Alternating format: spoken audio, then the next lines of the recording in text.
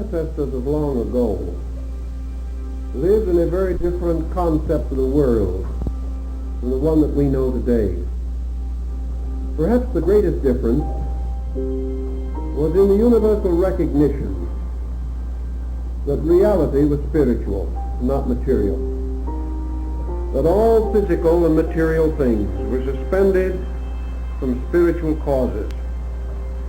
And man, searching for these causes, instinctively turned his attention to this tremendous vaulted mystery that seemed to enclose the world as man knew it. Therefore, when he referred to terms such as heaven and earth, he could have more than one meaning. Heaven could be the starry firmament and all that lay beyond it. The earth could not only be the planet upon which we live, but matter, wherever diffused or distributed through the sidereal forms of things. Thus in antiquity the world does not correspond either with the solar system, or the cosmic system, or the planet itself. The world is a state of being, and for particular purposes the ancient regarded the world as the material state of being. He extended it outward, not only to the orbits of the planets, but out into space, into all the hypothetical physical forms that might exist anywhere in the great material diffusion of matter and substance and of elements and essences. And he considered force to be the dominant factor in the moving and molding of matter.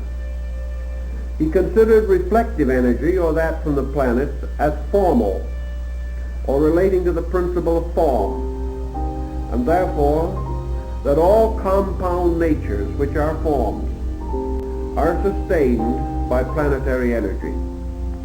He then assumed that the spiritual life and power at the root of things, consciousness, essence, life per se, came from a further kind of energy which he regarded as solar, or belonging to the pure life of a sun.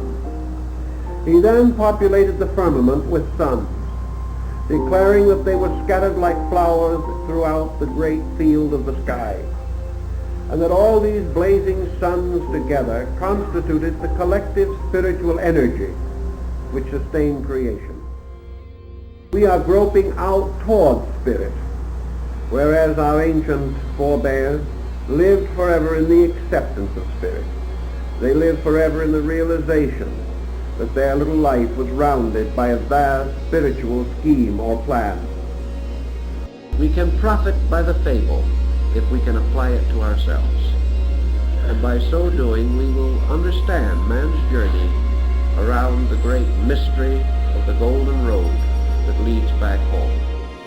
And I think that that more or less summarizes the concept of the ancient astrotheological philosophy. And we thank you very much.